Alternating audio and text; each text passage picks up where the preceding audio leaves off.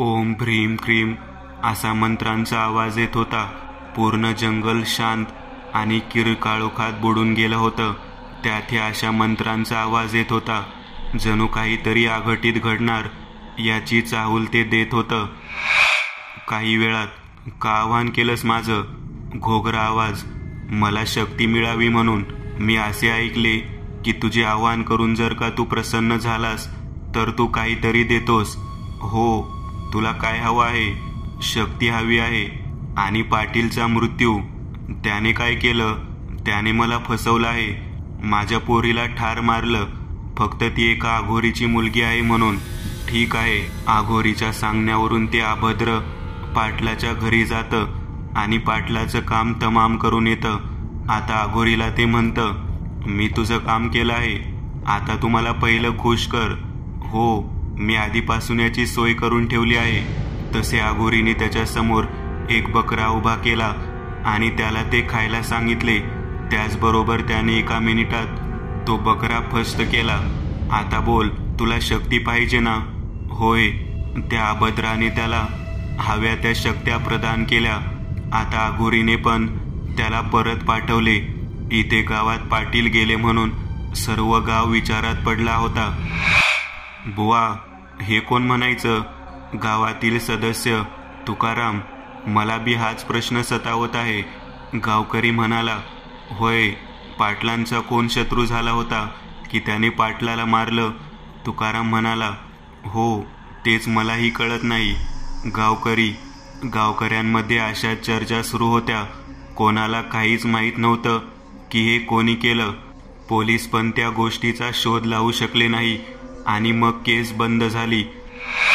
पाटलाचा दाह संस्कार करण्यात आला होता. काही वर्षानंतर क्या करू राम, मेरा बुढ्ढा मर गया हे गाणं गात रघुनाथ म्हणजे रग्या रात्रीच्या 11:15 या वेळेत गावात जात होता. पण त्याच्या बरोबर काहीच झालं नाही. पण 2 दिवसानंतर आलेल्या विकी, सौरभ, कौशल आणि अंजली ह्याच्यासोबत भयानक घडलं. कारण त्यांनी जंगलात असलेल्या त्या पिंपळाच्या झाडावर असलेल्या अभद्राला डिवचले होते. अरे सौरभ, किती डरपोक आहेस तू? का घाबरतोय? विकी म्हणाला. अरे तुला माहीत नाही हे पिशाच किती घातक असतात? तू अजूनही तेच घेऊन बसला आहेस का? तुला काय, तू पळून जाशील पण मी अडकेन ना. अरे चिल मार, असे काही नाही होणार. ते सर्व एक पत्रकार होते आणि गावाची माहिती गोळा करायला आले होते. पण जेव्हा ते जंगलातून जात होते तेव्हा विकी आणि कौशलला काहीतरी खोड काढायची तलब आली आणि त्याने गाडी रस्त्याच्या कडेला लावली. जिथे ते झाड होते तेच झाड ज्या झाडावर पिशाच, मुंजा असे भूत असतात. चल जरा ह्या भूतांची गंमत करू. नाही विकी, असं करू नकोस यार, तू मला शिकवू नकोस. इतकं बोलून विकी त्या झाडाजवळ गेला आणि तिथे दगड वगैरे मारून आणि बाथरूम करून त्याच्या अहंकाराचं प्रदर्शन करू लागला. पण त्याला काहीही माहीत नव्हतं की पुढे त्याच्या आयुष्यात काय घडणार आहे. तेव्हा तर काहीच झालं नाही, पण कदाचित त्यांच्या आयुष्यात काहीतरी लिहिलं होतं. विकी, बस झालं. किती करशील यार? किती डरपोक आहेस तू? चल, बस झालं तर झालं. आपण गावात जाऊ. ते सर्व गावात आले आणि सरपंचांकडे गेले. त्यांना राहायला जागा मिळेल का हे विचारायला. त्यांना सुदैवाने त्या गावात राहायला जागा मिळाली. आता रात्री सर्व झोपले असताना विकीच्या कानावर एक गुरगुर ऐकू येते. आधी तर विकी त्याकडे दुर्लक्ष करतो, पण तो आवाज वाढत जातो. त्यावेळी मात्र विकी पाहायला जातो की तो आवाज कुठून येतोय. पण त्याला काहीच हाती लागत नाही, कारण तिथे कोणीच नसते. तो परत झोपायला निघून जातो, पण परत तेच होते. तो झोपणार इतक्यात त्याला परत तीच गुरगुर ऐकू येते. आता मात्र तो सौरभला उठवतो. सौरभ, उठ ना, चल ना माझ्या बरोबर बाहेर. आधी तर सौरभ त्याला बोलतो, काय झालं रे, का उठवतो आहेस? झोपू दे ना. एकतर तूही झोपत नाही आणि मलाही झोपू देत नाहीस. अरे उठ ना, बाहेरून बघ ना कसे आवाज येत आहेत. हे ऐकल्यावर सौरभची झोपच उडते. काय? म्हणजे तो आलाय. बघ, मी बोलत नव्हतो का की भूत पाठी लागेल म्हणून. काही पण तुझं, कदाचित कोणीतरी प्राणी आला असेल. चल आपण त्याला हाकलून लावू. मी नाही येणार. ह्याला तू बोलावले आहेस तर तूच घालव. अरे तू भेकड राहणार आहेस. विकीला आता ते जे कोणी होतं ते त्याची जाणीव करून देत होतं. एकतर विकीने स्वतःहून त्या अभद्राला डिवचले होते, त्यामुळे आता त्याला शिक्षा मिळणार होतीच. विकीला आवाज तर येत होता, पण कोणी दिसत मात्र नव्हतं. आता विकीची फाटली होती. तो सौरभला उठवत होता, पण सौरभला वाटलं की विकी मस्करी करतोय, त्यामुळे त्याने जास्त लक्ष दिलं नाही. सौरभ, उठ ना. काय झालं? सारखं उठवत का आहेस? अरे कोणीतरी आहे इथे. कोण आहे? माहीत नाही. मगापासून आवाज येतोय. झोप. तुझा भास झाला असेल. विकीला समजत होतं की सौरभ त्याच्या बोलण्याला हलक्यात घेत होता किंवा विश्वास ठेवत नव्हता, पण विकीची हालत खूप खराब झाली होती. पण तो कसंबस देवाचं नाव घेऊन झोपला. दुसरा दिवस. अरे विक्या, उठ. झोपू दे ना. विकीला जास्त झोप न मिळाल्याने त्याला उठवत नव्हतं, पण ते काहीतरी कामासाठी गावात आले होते. विकी, उठ. आपल्याला गाव फिरायचं आहे. अरे हा कधी इतका झोपत नाही आणि आज उठायला मागत नाही. हो बघ ना, काल रात्री उठला आणि बोलतो की खोलीत कोणीतरी आहे. अरे देवा, हे विचित्र आहे. हो बघ, आता काय बोलायचं? चला, बोलण्यातच वेळ घालवणार आहात का? अंजली म्हणाली. चला, तू ये मागून विक्या. चालेल, तुम्ही जा. ते तिघे बाहेर पडतात आणि विकी त्याची तयारी करायला लागतो. त्याची तयारी झाल्यावर तो देखील बाहेर पडतो. अंजलीला कॉल करून ते जिथे असतात त्याबद्दल जाणून घेऊन तो तिथे जातो. झालं का तुझं आवरून? दिसते ना. ठीक आहे, आपल्याला बरीच माहिती मिळाली आहे. आता आपण घरी जाऊया. इतक्या लवकर मिळाली पण माहिती? हो, आम्ही 20 मिनिट झाले बाहेर आहोत, पण तो आत्ताच आलाय. अच्छा ठीक आहे. त्यांना त्या दिवसाची माहिती मिळते. मग ते खोलीवर जाऊन आराम करायला बसतात. गावकरी काहीतरी पाटलांच्या खुनाचं बोलत होते. होय, पण त्यांचा खून कोणी केला असेल मला काय माहीत असेल, पण आपण अजून चौकशी करायला हवी. हो नक्कीच, कारण पोलिसांनी पण काही पुरावा मिळाला नसल्याने केस बंद केली होती. ते आहेच. त्यांना आता पाटलांच्या खुनाचं रहस्य शोधून काढायचं होतं, पण ते तिघं खुनाचं रहस्य शोधण्यात व्यस्त होते. तरी ते विकी कालच्या रात्रीच्या प्रसंगाबद्दल विचार करत होता. विकी, तुला काय वाटतं? सौरभ त्याला इतके विचारत असतो, पण त्याचं जराही लक्ष नव्हतं. शेवटी कौशल त्याला गदागदा हलवतो. त्यावेळी कुठे जाऊन तो भानावर येतो. काय झालं?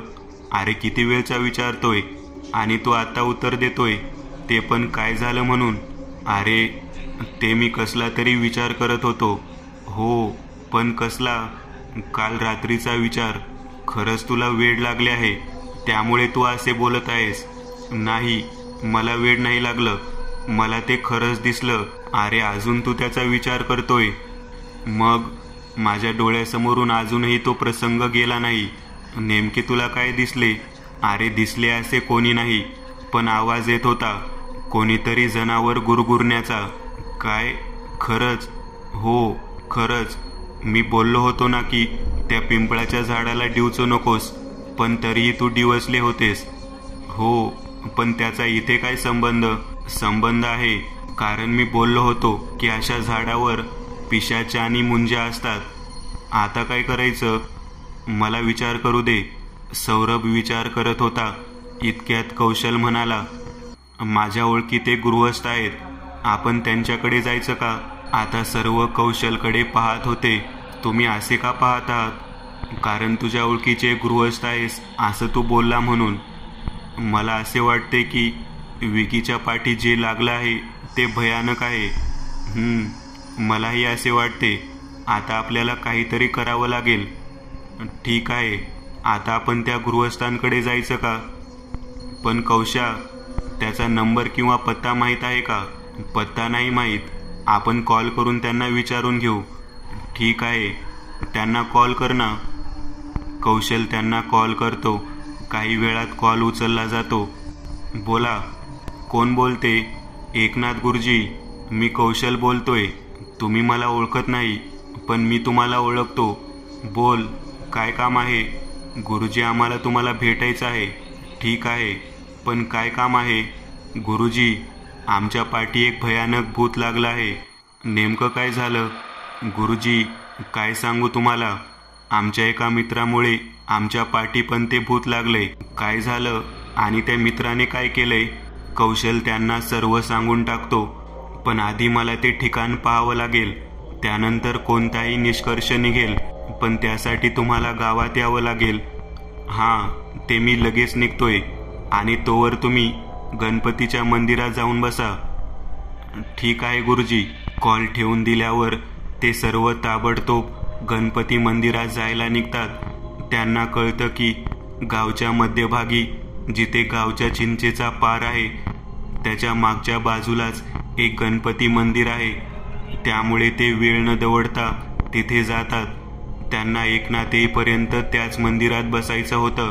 एकनाथांना यायला वेळ जाणार होता हे त्यांना माहीत होते, कारण त्यांना स्वतःला त्या गावात यायला बराच वेळ गेला होता. सुमारे रात्री 12 वाजता एक कार त्या मंदिराच्या परिसरात येऊन थांबली. त्यातून एक 30 ते 35 वर्षाचा माणूस खाली उतरला आणि तो मंदिरात त्यांच्या समोर येऊन उभा राहिला. आता बसा. इतक्या रात्री बाहेर जाणं ठीक नाही. मी जाऊ शकतो, पण तुम्हाला धोका आहे. गुरुजी, काहीतरी करा, कारण तो मुंजा आहे असं दिसून येत आहे. अच्छा, पण तुला कसं समजलं की तो मुंजा आहे ते? कारण ते एका लहान मुलाचे भूत आहे. पण आधी त्याबद्दल माहिती काढावी लागेल. ती माहिती मी काढेन, पण ह्याच्या जीवाला धोका आहे म्हणताय ना, मग तर लवकर काहीतरी करावं लागेल. एकनाथांना त्या जागेवर जायचे होते. ते उठले आणि त्यांच्या शिष्याला घेऊन ते बाहेर पडले. गुरुजी, आपण असे का तडकाफडकी निघालोय? शिष्य म्हणाला, कारण ते जे बोलत होते त्यावरून हा मुंजा वाटत आहे. मग आता काय करायचे? त्यांची मदत करावी लागेल. ते करावेच लागेल, पण त्या मुंजाला कोणी आणले हे माहीत करून घ्यायला हवे. हो, पण आपल्याला त्याची ताकद पण तर तपासावी लागणार आहे. मला तुमचं काही कळत नाही. असू दे, ते खरंच संकटात आहेत. आता त्यांना आपली मदत हवी आहे, तर मदत करूया. ठीक आहे गुरुजी.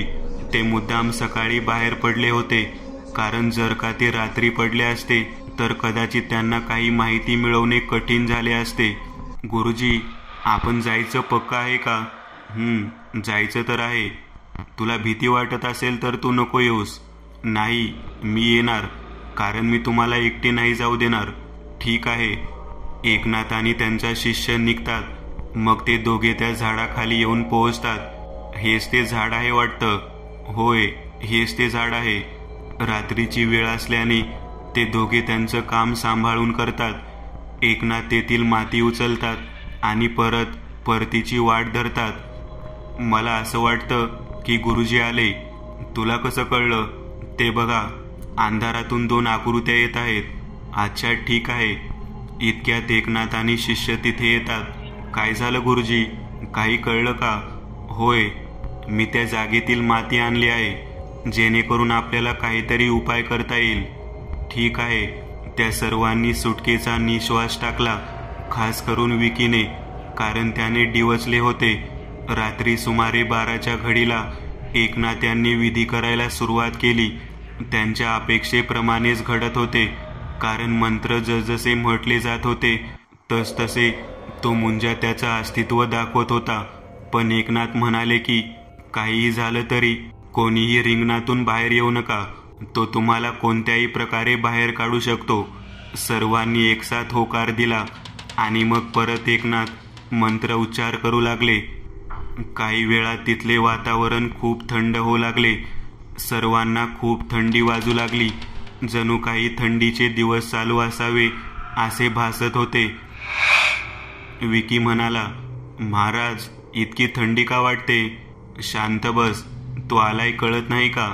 हां, ठीक आहे. मला भीती वाटत आहे. आता गुरुजी आहे ना, ते सर्व ठीक करतील. अंजली, सौरभ, कौशल आणि विकी खूप घाबरले होते, कारण ही पहिलीच वेळ होती जेव्हा ते एका भूताला जवळून पाहणार होते. काही वेळा तिथे एक काळपट धूर दिसू लागला. का बोलावले तू मला? मुंजा, तू का त्रास देतोय ह्यांना? मी नाही देत, त्यांनी डिवचले मला. मग मी का नको देऊ? नाही द्यायचा त्रास ह्यांना. नाही, मी देणारच.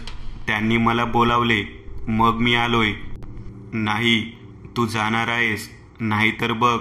आधी तर मुंजा जायला तयार नव्हता, पण जेव्हा एकनाथ यांनी अंगारा फेकला तेव्हा आधी तर तो ओरडला, पण नंतर जातो जातो म्हणाला. पण एकनाथ यांना माहीत होते की मुंजा अशी खेळी खूपदा खेळतात. मला माहीत आहे तू असा जाणार नाही. मी तुझा नैवेद्य तुझ्या झाडाखाली ठेवून देतो. मला एक कोंबडा आणि थोडं माणसाचं रक्त हवे. देशील का? ठीक आहे. पण गुरुजी, माणसाचं रक्त कुठून देणार? ठीक आहे, ते पाहू. मला या विकीचे रक्त दे. हे ऐकून तर सर्वजण थक्क होतात. एकनाथ यांना माहीत होते की मुंजाला जर का विकीचे रक्त दिले तर तो त्याच्या पाठी हात धुवून लागेल. मला भीती वाटत आहे.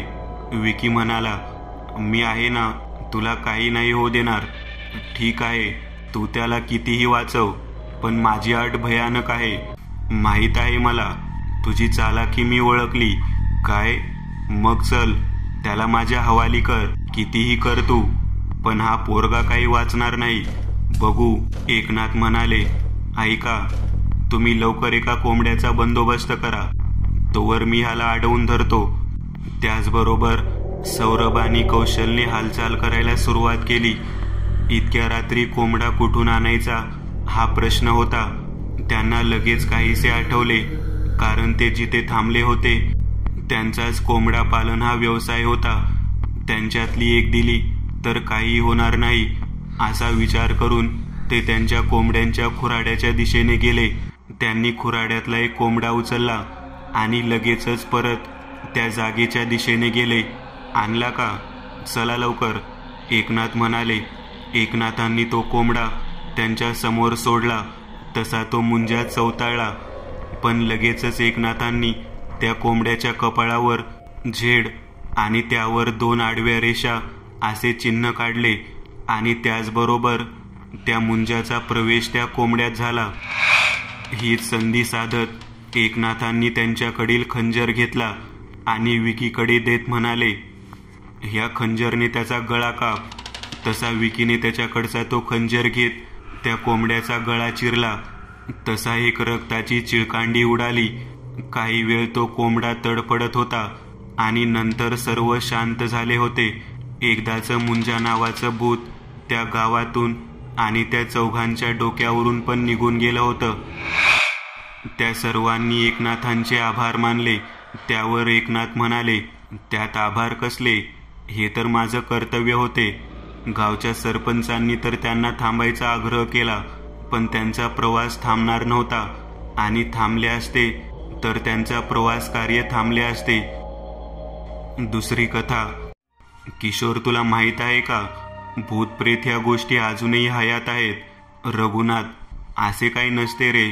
ह्या सर्व लोकांनी पसरवलेल्या अफवा असतात. नाही, असे चुकूनही समजू नकोस. त्यांचा अपमान तर अजिबात करू नकोस. नाही, मी अपमान करत नाही, पण जे नाही त्याबद्दल बोलायचं का आहे? चल जाऊ दे. आपण या विषयावर का बोलतोय? आपण गावी जायचं का? बऱ्याच दिवसात गावात गेलो नाही. हो, तेही आहेच. ठीक आहे, जाऊया. पण तारीख आणि वेळ तू सांग. तुला कधी सुट्टी असते?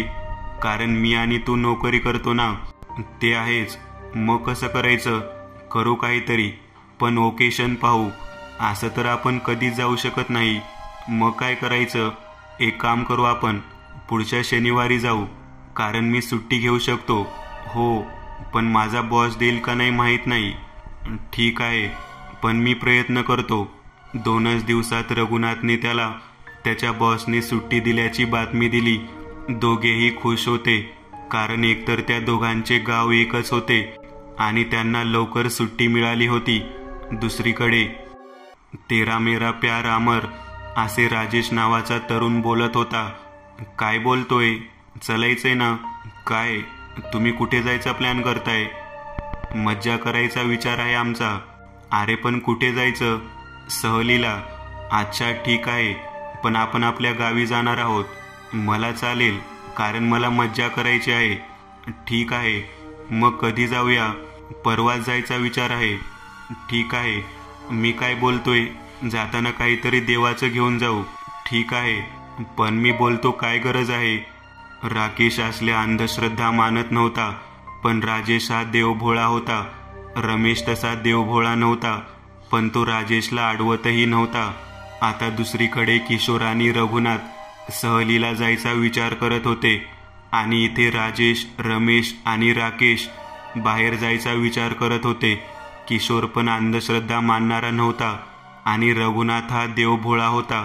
किशोर आणि रघुनाथ हे मित्र होते, आणि दुसरीकडे हे 3 भाऊ होते, पण भावात खूप घट्ट बंध होते. तसेच बंध ह्या 2 मित्रांतही होते, पण त्यांचे स्वभाव मात्र भिन्न होते. किशोरला सुट्टी मिळाली होती, पण रघुनाथला काही मिळेना. हे तेव्हाच जेव्हा ते फक्त सहलीचं बोलले, आणि रघुनाथने त्याच्या बॉसला सांगितले होते. काय रे रघु, तुला सुट्टी मिळाली की नाही? बघ की हा बॉस देतच नाही. मग आता काय करणार आहे? तो देत नाही तर मला घ्यावी लागेल. ठीक आहे, घेतो एक सुट्टी. अरे पण तुझा बॉस तर खडूस आहे ना? हो ते आहेच, पण पाहू ना काय करता येते ते. आता परत वर्तमानात. दुसरीकडे, राकेश तू येणार आहे का? राजेश म्हणाला, यार भावा, आपण नेहमी योजना करतो पण असफल होतो. ह्यावेळी आपण बाईकने जाणार आहोत ना? हां, पण योजना असफल होते त्याचं काय? तू नकारात्मक का बोलतोय? बोल, तूच सांग की काय करायचं. आपण गावी जायचं आहे, पण राहणार कुठे? कारण बाबांनी तर ते घर विकले होते ना? नाही. तुला कोणी बोललं? बाबा बोलले होते. ते सोड, येणार आहेस का नाही? येणार आहे. मग चला तयारीला लागूया. हां चल. इथे राजेश, राकेश आणि रमेश तिघेही तयारी करायला सुरुवात करतात. त्यांचं पक्क होतं त्याच्या गावाला जायचं, पण दुसरीकडे रघुनाथला सुट्टी मिळत नव्हती. रघुनाथने पण खूप विनवण्या करून त्याच्या बॉसला सुट्टीबद्दल म्हणवलं होतं. त्यानंतर कुठे जाऊन त्याच्या बॉसने त्याला 4 दिवसांची सुट्टी दिली होती. आता रघुनाथने पण ही गोष्ट किशोरला सांगितली. तोही खुश झाला होता, कारण त्याला त्याचा मित्र त्याच्या सोबत हवा होता. चला, शेवटी तुझ्या बॉसने तुझ्यावर दया दाखवलीस. अरे कितने पापड बेलने पडे पता है. ते आहेच, पण आता ते सोड. आता आपण जातोय. हां ते आहेच. दुसरीकडे हे तिघे भाऊ पण कामाला जातच होते, पण तिघेही वेगवेगळ्या ठिकाणी होते. रमेश शिक्षक होता, आणि राकेश आणि राजेश दोघेही एका खाजगी कंपनीत कामाला होते. रमेशला सहज सुट्टी मिळणे शक्य नव्हते, पण ह्या दोघांना खूप मेहनत करावी लागली सुट्टीसाठी. रमेशने पण तशी खूप विनंती केली होतीच, तेव्हा कुठे जाऊन त्याच्यापेक्षा मोठ्या अधिकाऱ्याने त्याला सुट्टी दिली होती, पण 4च दिवसांची. त्याच्यासाठी ती पुरेशी होती. पण राकेशच्या मनात काहीतरी वेगळे होते. आपण ना आपल्या गावात सर्वात भयानक जागी फिरूया. पागल झाला का तू? तुला इतक्या भयानक जागी का फिरायचं आहे? पाहायचं आहे की भूत असतात की नाही. एखादा आला की फाटेल तुझी. तू पण काय अशा गोष्टींवर विश्वास ठेवायला लागला? तुला नाही माहीत, पण अशा गोष्टी असतात. सोड ना, त्याला जायचं ना, मग आपण जाऊया. उगाच आपण कुठल्याही ठिकाणी जातोय. नाही, योग्य ठिकाणी जातोय. तुम्हाला वेड लागले आहे का? काहीही बोलत आहात? नाही, आम्ही काहीही नाही बोलत. आपण जायचं आहे. हां ठीक आहे. तुम्हाला मरायचे डोहाळे लागले तर तसेच समजा. ठीक आहे, आपण जायचं तर जायचं. तिघांचा प्रवास दुसऱ्या दिवशी सुरू झाला होता. तसेच या दोघांचाही प्रवास सुरू झाला. दुसऱ्याच दिवशी ते 5ही जण एकाच ठिकाणी जाणार होते. ही नियती होती. त्यांना नियतीने एकत्र आणलं होतं, पण त्यांचे भविष्य होते तरी काय. चला निघालो एकदाचे. राकेश म्हणाला, हो ना, आता आपण पोहोचलो की मज्जा करू. हो नक्की. राकेश आणि राजेश आणि रमेश हे तिघे निघाले होते आणि दुसरीकडे हे दोघे पण निघाले होते. त्यांना मज्जा येत होती आणि त्यांचं नशीब त्यांना कुठे घेऊन जाणार होते ते देवाला ठाऊक होते. कुठे आलोय आपण? किशोर म्हणाला. आपण आलोय वाटतं त्या गावात. रघुनाथ म्हणाला. अच्छा ठीक आहे, मग आता इथे विचारावं लागेल की आपण कुठे राहू शकतो का? हो ते आहेच. ते दोघे एकतर रात्री 10 वाजण्याच्या सुमारास आले होते आणि आता त्यांना इतक्या घाईत राहायला जागा मिळेल असे वाटत नव्हते. तरीही किशोर गावच्या सरपंचांच्या घरी घेऊन गेला. काका कुणी आहे का? कोण आहे बाहेर? एक वृद्ध व्यक्ती. आम्ही या गावी राहायला आलो आहोत कारण आम्हाला जरा बदलाव पाहिजे आहे. हां आला खरे आहात, पण इथून जाऊ शकत नाही, सरपंच म्हणाले. त्या दोघांना त्यांचे बोलणे समजले नाही आणि न समजून रघुनाथने विचारले, काका हे काय बोलतात? मी बरोबर बोलतोय कारण इथे एक मुंजा राहतो एका वाड्यात. सरपंच म्हणाले. काय? आजच्या काळात मुंजा भूत ह्या गोष्टी तुम्ही मानता? मला तर ह्यावर विश्वास नाही. असे काय बोलतो किशा? तुला माहीत नाही ही भूता असतात, रघुनाथ म्हणाला. चल काहीही काय. रघु तू पण ह्यांच्या बोलण्यात आलास ना? नाही किशा असे नाही आहे, रघुनाथ त्याला समजावण्याच्या सुरात म्हणाला होता. पण भूत प्रेत मानत नसणाऱ्या किशोरला त्याच्या बोलण्याचा परिणाम झाला नाही. काका आम्ही त्या वाड्यात राहत नाही. पाहिजे तर, पण आम्हाला गावात कुठेतरी जागा द्या. ठीक आहे, माझा एक फार्म हाऊस आहे, तिथे तुमची सोय करतो. ठीक आहे काका. त्याच्याच नंतरच्या दिवशी राकेश, राजेश आणि रमेश त्या गावात आले. त्यांना राहायची पंचायत नव्हती, पण ते जिथे राहणार होते ती जागा बाधित होती, पण हे त्यांना माहीत नव्हतं. रमेश आलो तर आहोत, पण बाबांना विचारायचं विसरून गेलो की आपण इथे येतोय तर वाड्याची साफसफाई करून ठेवेल. हो ना. ते तिघे पण सरपंचांच्या वाड्यात गेले. त्यांना ते राहणाऱ्या वाड्याची सफाई करायला माणसे मागितली, पण त्या वाड्यात ते अभद्र ध्यान असताना कोण तयार होईल हा प्रश्न सरपंचांच्या मनात घोळत होता.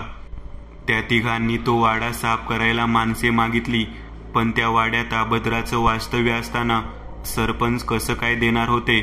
पण ह्यांना पण कोण समजावणार? ते ऐकायला काही तयार नव्हते. सरपंच त्यांना बोलले, पण त्यांनी काहीच ऐकले नाही. उलट त्यांनाच काही गोष्टी सांगू लागले. मग सरपंच तयार झाले, कारण ह्यांना समजून काहीच फायदा नाही हे त्यांना कळले होते. रामू, सोमनाथ इथे या आणि या साहेबांना तो वाडा साफ करून द्या. सरपंचांनी हुकूम केला होता. मग तो ते ऐकणार होतेच, पण त्यांनी बोलून दाखवले. मालक, तो वाडा मी नाही जाणार त्या वाड्यात. असे काय आहे त्या वाड्यात? भूत आहे. काय भूत? आजच्या काळात भूत मानता? हो आहे तिथे भूत. काही पण नको सांगू त्यांना. जावा, जायचंय ना तर. पण का? ह्यांना मरायला का पाठवत आहात? त्यांना जायचंय ना, मग जाऊ दे. ठीक आहे, आता स्वतःहून मरायचे डोहाळे लागले तर मी काय करू शकतो? सोमनाथ म्हणाला. द्या द्या, काही नाही होत. राकेश म्हणाला. त्यांनी जायचे ठरवले होते. काही वेळासाठी ते सरपंच वाड्यात राहिले, कारण त्यांचा वाडा साफ करत होते. साफ करून झाल्यावर सरपंचांकडून ते निघाले, पण आले तेव्हा तिघे होते. पण वाड्यात जाताना ते 5 जण होते, कारण किशोर आणि रघुनाथने त्या तिघांना मनवलं होतं. मला खूप भूक लागली आहे, किशोर म्हणाला. हो, इथे सर्वांनाच भुका लागल्या आहेत. मग आता आपण सरपंचांना सांगून पाहू. नाही, ते नाही आणून देणार इथे, कारण इथे भूत आहे असे त्यांचे म्हणणे आहे. मग आपण त्यांच्याकडे जायचे कसे? आता तेच करावे लागेल, कारण पर्याय नाही. आपण त्यांना विचारून येऊ, राजेश म्हणाला. ठीक आहे. सर्व तयार होतात आणि ते एकसाथ निघतात. सरपंचांच्या घरी आल्यावर, अरे तुम्ही इतक्या उशिरा इथे? आम्हाला भुका लागल्या आहेत. हो बसा ना, मी बोलावणार होतो पण तुम्हीच आलात. अच्छा ठीक आहे. मग ते सर्व सरपंचांकडे जेवण करतात आणि मग परत त्यांच्या घरी जातात. छान झालं ना? हो, छान झालं. चला आता झोपूया. ते सर्व झोपायच्या तयारीला लागले. प्रत्येक दोघांनी एक खोली वाटून घेतली होती. खालच्या मजल्यावरच्या ज्या 3 खोल्या होत्या त्यातल्या एकामध्ये किशोर आणि रमेश, दुसऱ्यामध्ये रघुनाथ आणि राजेश, तर तिसऱ्या खोलीत राकेश एकटा झोपला होता.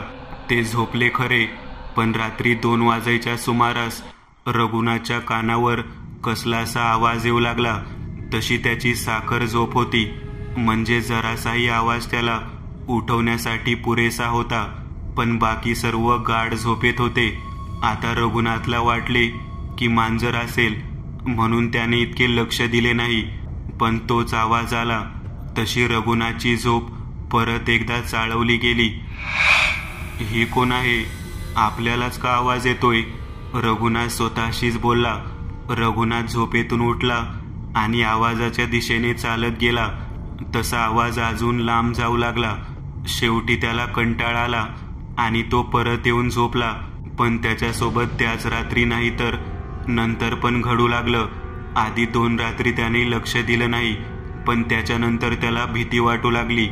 त्याने सर्व किशोरला सांगितले, पण काही फायदाच झाला नाही, कारण किशोरने त्याच्यावर विश्वास ठेवला नाही. उलट तिघे हसून हसून आनंद घेत होते. फक्त राजेश रघुनाथशी सहमत होता, पण यांना प्रत्यक्ष अनुभव आल्याशिवाय नाही कळणार हे त्या दोघांना समजले होते. त्यामुळेच ते काही बोलले नाही. 2 दिवस निघून गेले होते आणि आता फक्त 2 दिवस शिल्लक होते, पण त्यांना अजून काही वेळ राहायची इच्छा होती. त्यामुळे त्यांनी त्यांच्या बॉसला कॉल करून जास्त दिवसाची सुट्टी देणार का ह्याबद्दल विचारले. फक्त राकेश आणि राजेशला सुट्टी मिळाली होती, पण ह्या तिघांना जायचेच होते. त्यामुळे ह्यावेळी नको, पुढच्या वेळी जास्त दिवस राहू असे ठरले. आता जे 2 दिवस शिल्लक होते त्यात रघुनाथ आणि राजेशलाही वाईट अनुभव यायला सुरुवात झाली होती. पहिले तर 3ऱ्या दिवशी रात्री सर्व झोपले असताना रात्री 12:30 होऊन गेल्यावर रघुनाथ आणि ह्यावेळेस त्याच्यासोबत राजेश ह्या दोघांनाही कसलासा आवाज येऊ लागला. तुला हा आवाज येतोय का? रघुनाथ म्हणाला. हो, मला येतोय. काय करायचं? पाहू काय आहे ते तिथे, राजेश म्हणाला. रघुनाथ आणि राजेश त्या आवाजाच्या दिशेने गेले आणि परत तसेच त्यांना तिथे कोणीच दिसले नाही. यार, ही मस्ती कोण करत आहे? राजेश म्हणाला. हो ना यार, मी तर परवा रात्रीपासून सहन करतोय. तुला मानले पाहिजे, तू कसं काय सहन केलं? काय सांगू, माझी पण फाटली होती, पण मी हिम्मत केली. रघुनाथ आणि राजेश हे दोघे वळून मागे घराच्या दिशेने येत होते, पण इतक्यात त्यांच्या मागून एक आवाज आला. रघुनाथ आणि राजेश, बरोबर ना? हो, पण आपण कसे काय ओळखले? मी कोण आहे माहीत आहे का? नाही. ह्यावेळी त्या आत्म्याने त्यांना आवाज दिला होता, आणि नुसता आवाज नाही तर ती त्यांना दर्शनही देणार होती. रघुनाथ आणि राजेश यांना वाटले की कोणीतरी त्यांची मस्ती करत आहे, त्यामुळे ते ह्याकडे लक्ष देत नव्हते. पण आता तर त्यांना त्यांच्या नावाने हाक ऐकू आली. तेव्हा ते चकित झाले. ते एकमेकांना विचारू लागले, पण ह्याने काही होणार नव्हते. आवाज तर येतोय, पण कोण दिसत नाही. हो, मलाही कळतं ते, पण काय करू शकतो आपण? पाहूया. रघुनाथ आणि राजेश बोलत होते. अचानक त्यांना परत त्यांच्या नावाने हाक ऐकू आली. रघुनाथ, राजेश. कोण आणि का बोलावत आहेस? मी कोण हे महत्वाचं नाही, पण आता तुम्ही दोघे मरणार आहात, म्हणून मी तुम्हाला मी कोण ते सांगतो. का मारायचे आहे तुला? कारण तुम्ही माझ्या वास्तूत आलाय आणि माझ्या जागी आलेल्या कोणालाच मी सोडत नाही. कोण आहेस आणि का दिसत नाही? मी रामचंद्र. इथेच ह्याच आवारात झोपडी बांधून राहायचो. मग काय झालं? मग मी खूप गरीब होतो, त्यामुळे ही जागा कोणाची ते न पाहता इथेच राहू लागलो. पण काही गावकऱ्यांना मी त्यांच्या डोळ्यात खुपत होतो आणि म्हणूनच त्यांनी मला त्रास द्यायला सुरुवात केली आणि हा बंगला ज्यांचा आहे त्यांच्या नावाने त्रास दिला. त्यांनी मला वाळीत टाकले होते. हे ऐकून राजेश आणि रघुनाथच्या डोळ्यात पाणी आले आणि आपल्याच बंगल्यात राहिल्याबद्दल त्या गृहस्थाला खूप त्रास झाला. आता आपण ह्याला मुक्ती देऊ असा विचार त्या दोघांनी केला होता. पण त्याआधी आत असलेल्या सर्वांना सांगणे गरजेचे होते. पण प्रश्न हा होता, पण त्यांच्या बोलण्यावर विश्वास कोण ठेवेल का? काय करायचं यार? आपण त्यांना बोललो तर ते विश्वास नाही ठेवणार, पण सांगावं तर लागेल. सांगूया, त्यात काय. पण काय करूया? चल. त्यांनी घरात येऊन सर्वांना त्यांच्यासोबत घडलेली घटना कथन केली. त्यावर आधी तर त्यांचा कोणाचाही त्यांच्यावर विश्वास बसत नव्हता. पण त्यांच्या सततच्या सांगण्यावरून त्यांनी बाहेर येऊन पाहिले, पण आता तिथे कोणीच नव्हते. कुठे कोण आहे? आता तर इथेच होते, पण आता दिसत का नाही? इतक्यात त्यांना एक गुरगुर ऐकू आली आणि आता असे वाटत होते की जे कोणी होतं ते प्रचंड खवळलेलं होतं. अरे, हा आवाज कोणाचा?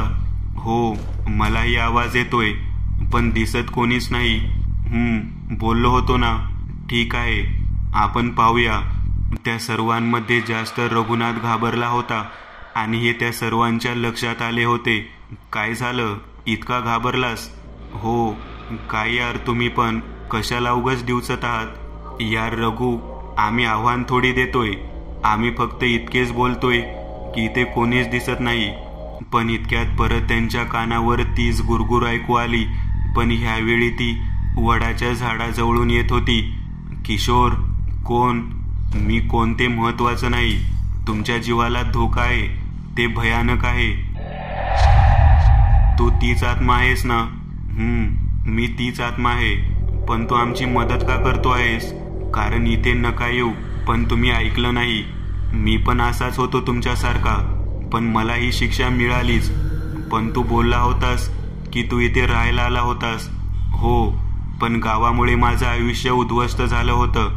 पण इथे एका मुंजाचे पण वास्तव्य आहे. तुझं नाव रामचंद्र ना?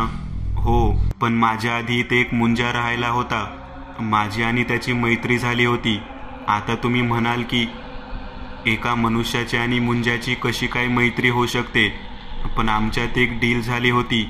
ती अशी की मी त्याला रोज एक माणूस आणून देणार आणि तो त्याची शिकार करणार. पण आजपर्यंत मी तेच करत होतो. पण आज जेव्हा राजेश आणि रघुनाथला पाहिले तेव्हा मला त्यांची दया आली आणि मी त्यांना जीवनदान दिले.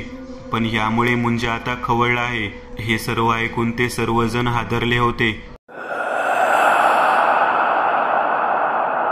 काय करावे ते कळत नव्हते. मुंजा सतत गुरगुरत होता आणि त्यांच्या मनावर सतत भीतीचं सावट निर्माण होतच होतं. तो आवाज फक्त राजेश आणि रघुनाथ यांचाच येत होता आणि त्याचा शोध ते घेत होते. पण पूर्ण वाड्यात त्यांना काहीच दिसले नाही. शेवटी कंटाळून त्यांनी झोपायचा विचार केला आणि ते झोपून गेले.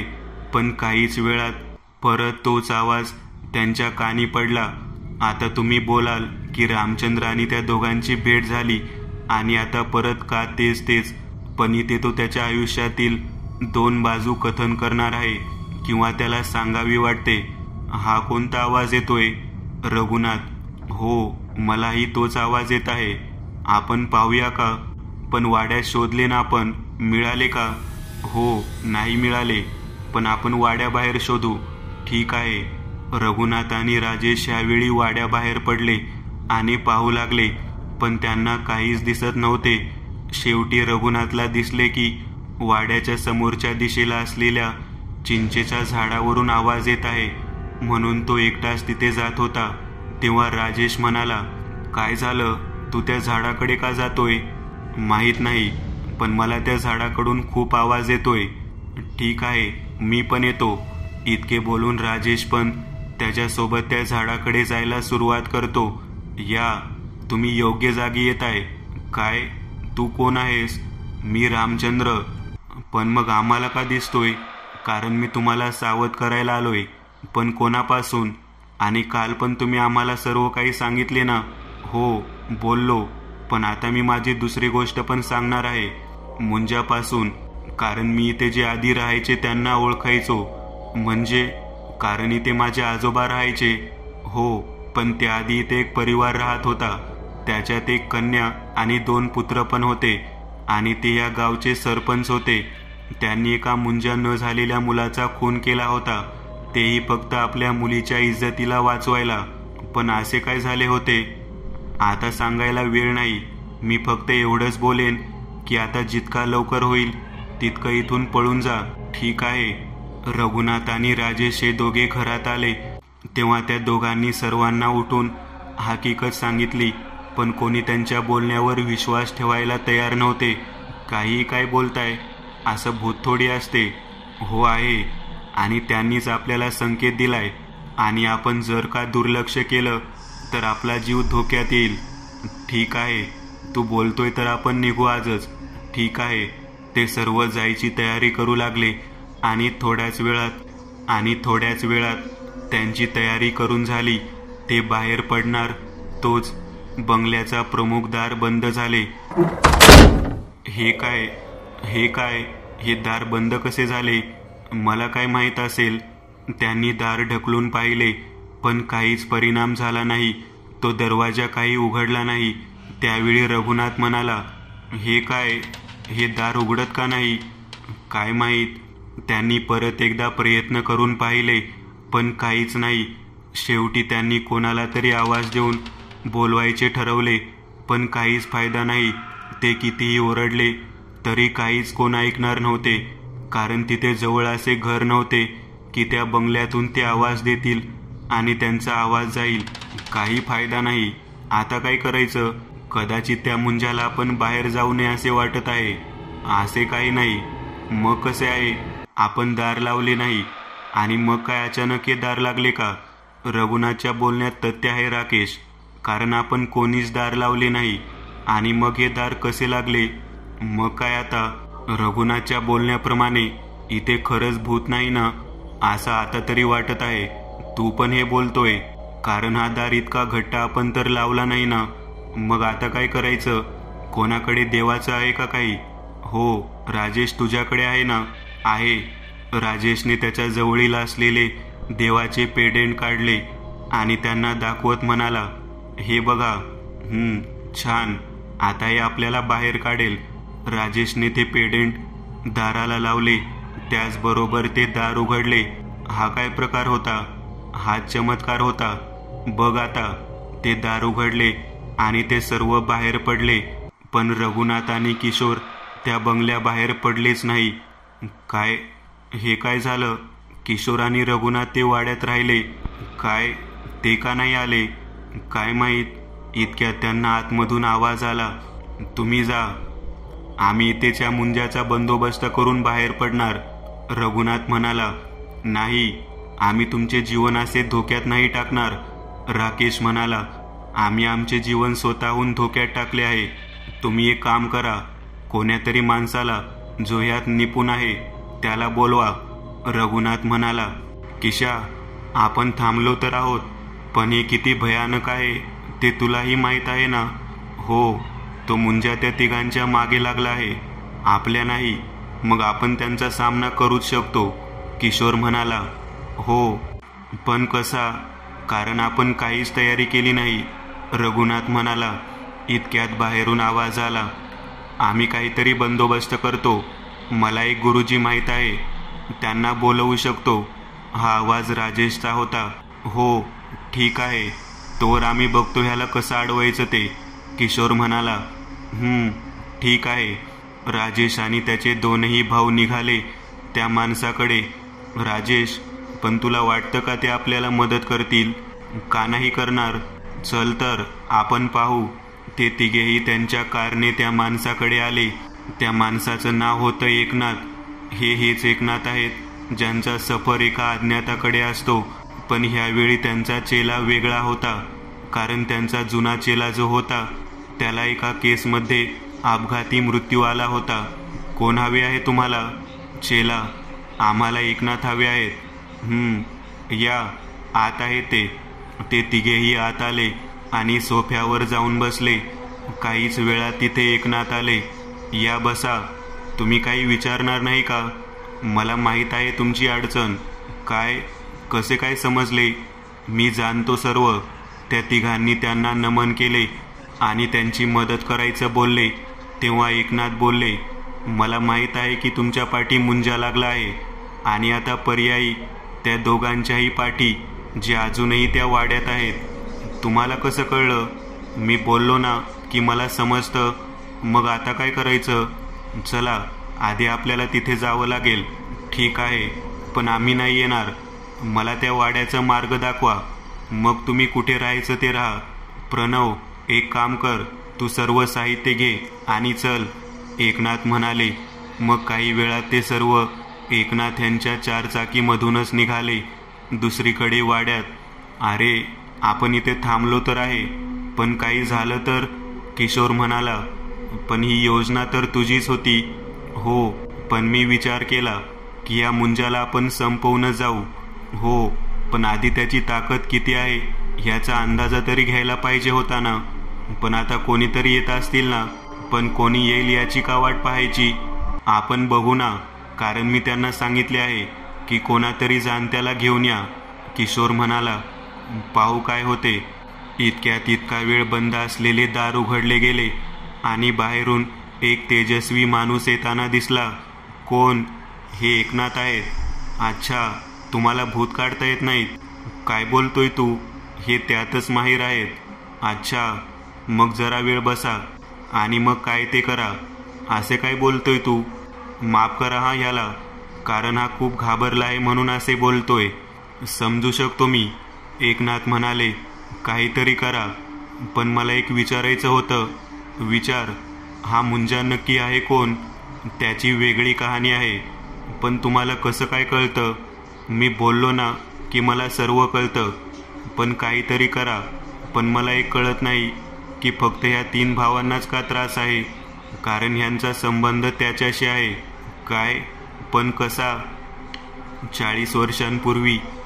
एकनाथ त्यांना तो संबंध सांगू लागले. 40 वर्षापूर्वी. अरे बाळू, जरा इथे तर ये. देवेंद्र म्हणाले. बोला मालक. अरे, आपल्याला गावच्या जत्रेची तयारी करायची आहे. अच्छा, ठीक आहे मालक. बाळू उर्फ दिनकर पांगले. पण ह्यावेळी आमची पोर जानकी पण येणार आहे. जानकी मॅम येणार आहे काय? होय. मग देवेंद्र, जानकी आणि बाळू असे तिघेही जत्रेच्या तयारीला लागले. बाळूला तिथे काम करून 1 वर्ष झालं होतं आणि या 1 वर्षात त्याच्यावर देवेंद्र हे खूप विश्वास ठेवत होते. त्याने एकाच वर्षात सर्वांची मने जिंकली होती. त्यात देवेंद्र यांची कन्या जानकी पण होती.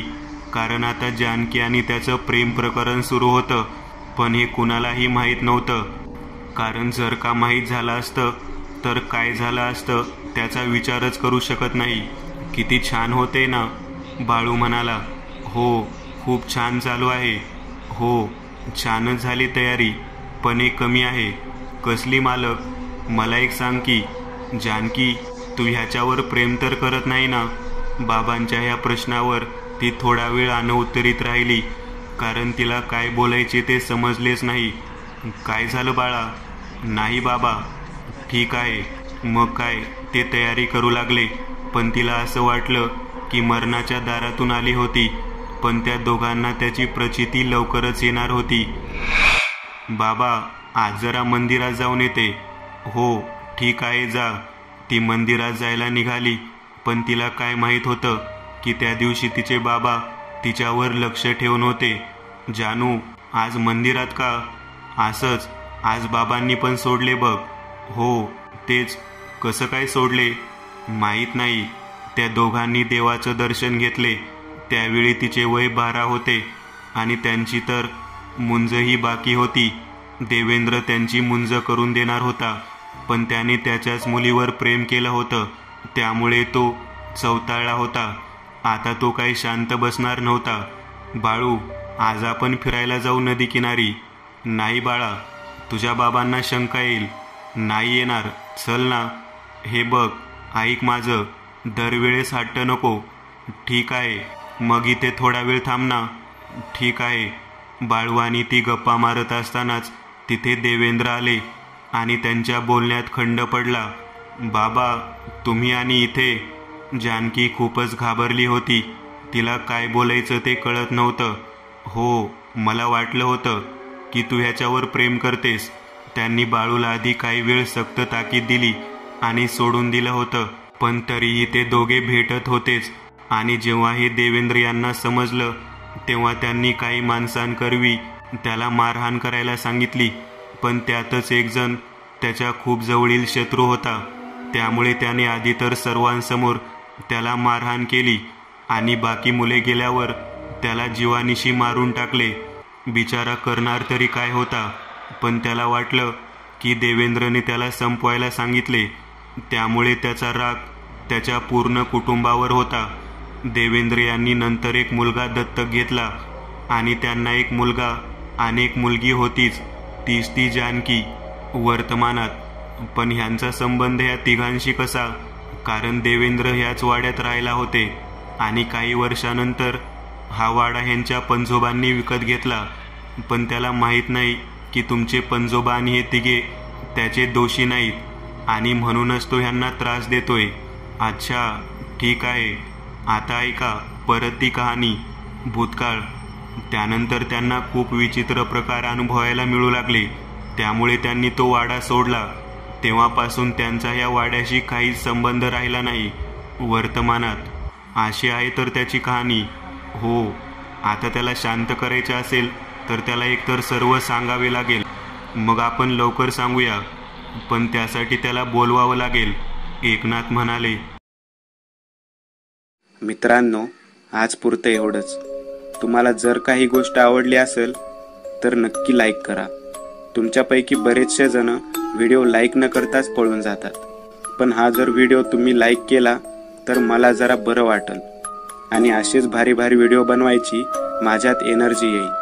त्यामुळे नक्की लाईक करा आणि अजूनही कोणी या चॅनलला सबस्क्राईब केलेलं नसाल तर लगेच सबस्क्राईब करून टाका आणि बाजूची घंटी ती मात्र दाबायला विसरू नका. देवाची घंटी आहे ती. चला तर मग पुन्हा भेटूया अशीच एक आगळी वेगळी गोष्ट घेऊन पुढच्या